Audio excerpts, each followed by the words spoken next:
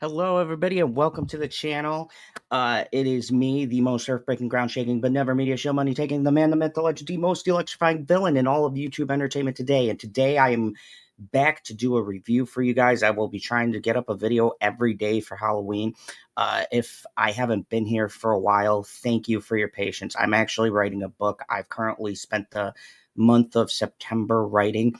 And then yesterday was me and my fiance's 6-year anniversary. So I've been quite busy. But what could bring me out? What horror masterpiece for spooky season could bring me out to have the need to talk about it? Well, my friends, let's talk about the amazing Strangers Chapter 2. Chapter 2 of the amazing trilogy that they've been working on, that they've been cooking up. And look, I like this director.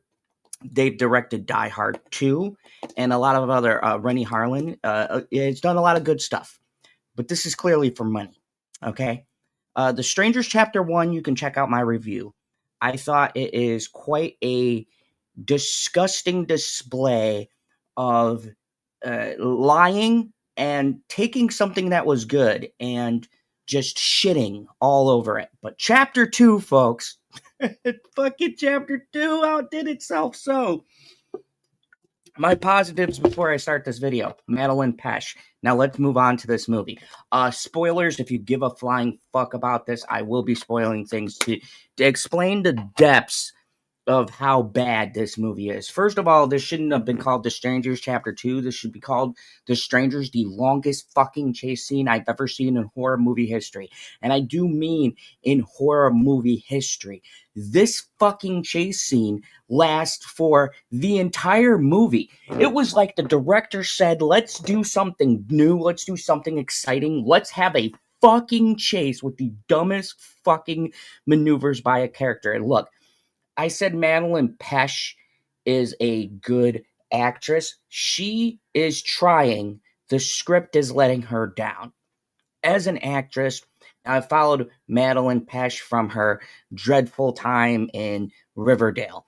And she is good at taking these shitty scripts and giving some kind of a performance. But the issue is when the movie around you is a flaming pile of dog turd, then the acting you do cannot save it. Okay.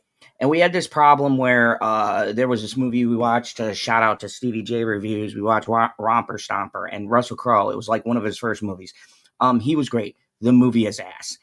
And there is some actors and actresses that no matter how hard they try, they just can't save a movie, or in this case, a fucking franchise. So where do I start? Um, did I want to know about the Strangers? No. The definition of the story is the fucking Strangers. In the first movie, this movie's premise, if you guys don't know the history of the first movie, was the concept was that the director who made the first movie, his house got robbed. He was home. He was terrified, a young kid. And so he made the movie with the premise of you don't know who the people are. And that is the horror of the movies. They are strangers. Why did they do what they did? Because you were home. There's no rhyme. There's no reason. It's not, I had a bad childhood. I was crazy. I beat the shit out of some girl. We got a fucking pet boar. I have no clue what the fuck. Like, who looked at this? Like you know how many people have to approve a script? Who looked at this and said, "Ready, baby. This is the money. This is the stuff." And then, so the whole thing is a chase scene, and there is a couple of things. Now, the cinematography is good. Uh, the shots are clean, but there's something about the original Strangers was it was kind of shot very almost grimy and dingy, and that was intentionally so. With Liv Tyler and Scott Speedman, the atmosphere and the way that the film was shot was intentional to give you this feeling of ick and dread. This movie is also shot way too clean, and I haven't heard people mention this, but the shot composition is too nice. And I noticed this with certain horror movies.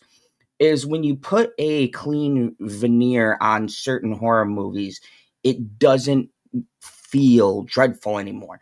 For example, the thing I loved about Terrifier 3 was it had a very old school Christmas slash grindhouse kind of intentionally yellow piss filter looking thing on it. And that's the best way I could describe it. And what that does is it gives it this old, grimy feel that you need. Because not only are the characters part of making your movie, but the aesthetics and the shot composition and the fucking story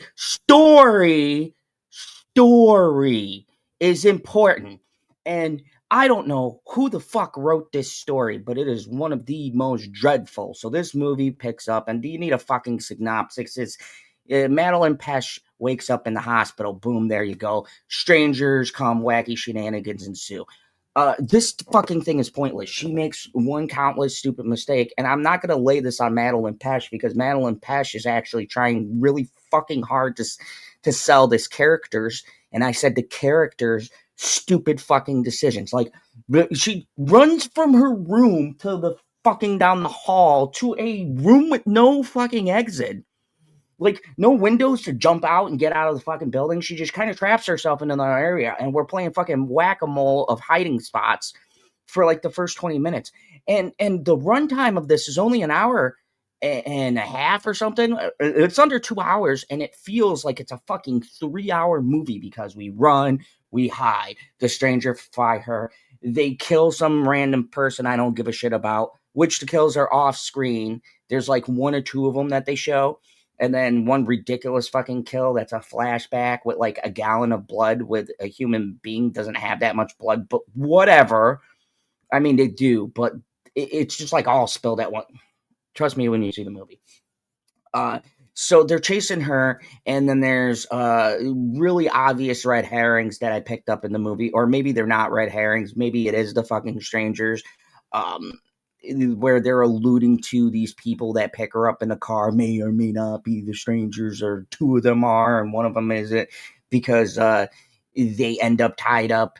And so medic lady with big butcher knife and some other fucking chick were tied up and tortured. So I guess they weren't, but the other two were. So we got the identities of two of the strangers, which who gives a fuck?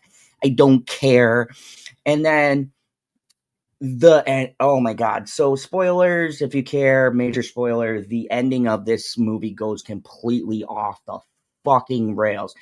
These motherfuckers let loose the worst CGI bore. And look, if this was any other movie and not tied to a movie I actually give a shit about, I would give this points for just saying fuck it and not trying to be good.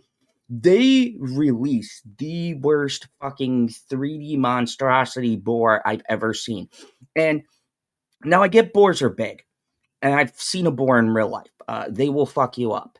But this thing is like the Hercules of boars. She jumps her dumb ass into a car, and then the boar fucking hits it and moves the whole car. And I go, would that really happen? I mean, I know I'm not dealing with any sense of fucking reality in this movie, but would that thing really move a whole entire ass car? Now I'll buy it in Bambi, which by the way, Bambi the Reckoning, far fucking superior to this movie. Watch it on fucking streaming. Anyways, I'll have a review for Halloween on that. But would the fucking boar move the car? I know Bambi would because it ate nuclear waste and it's a supernatural. This boar, from all accounts, is supposed to be just a normal ass boar that they train to hunt people. And this motherfucker, like, what was that movie with Leonardo DiCaprio? The Revenant. This movie fucking Revenant's her. Like, this boar puts in more work than the strangers all fucking movie. Then she kills the boar. Pinup girl. She fucking puts a fucking pitchfork through her leg. Boom, next scene. No tape, no limping, no little like moving slower, and the stranger's like pick that shit up. Nothing. Perfectly fine. And dude, the use of fast travel in this is ridiculous. Now, if you're not a gamer, fast travel means you just go press a button and you're from one point to another, okay? These motherfuckers aren't even moving at Michael Myers. Like, Michael Myers would be pissed he didn't get this upgrade, because these motherfuckers straight teleport in this movie from one place to another. There is no sense of like direction where they came from. There's the time jumps in this are fucking ridiculous. It goes from like day to night to day, back to night. There's no fucking sense of time in this movie. Uh, this movie is fucking terrible. This movie, like, I had another movie picked as my worst movie of this year, and this might just be everything. And I've got a lot of bad movies because I think the first half of this year sucked fucking ass. But boy, this movie came in and said, Zod, hold my beer. I'm going to show you what a terrible fucking movie is. This movie's acting is bad. The cinematography is too clean. The shot composition is shit. The editing is shit. The way they cut the kills is shit. The kills in general are shit. I mean, honestly, if I'm being fucking generous, Madeline Pesh, I feel bad because she went from Riverdale, which was another shit property, to this, and she needs another new fucking agent. Because I will say, Madeline Pesh's ability to elicit emotion for her character is very good, considering her character is written like a fucking idiot, and she's really fucking trying. And if you give a shit at the end, and they basically do, first off, they do it to be continued. She kills one of the fucking strangers who's not a stranger because they fucking said her backstory. So why the fuck do I give her a random fucking smiley face or whatever the fuck the other chick is?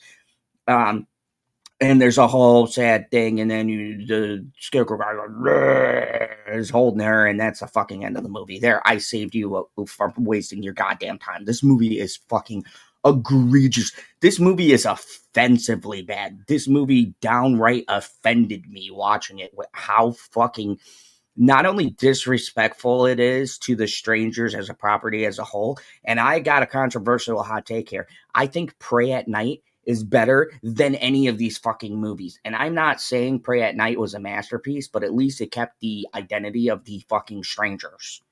Like, they just kill people in a motel room. It's inoffensive, it's generic, but it's a sequel. It doesn't do anything offensive to the canon of the movie.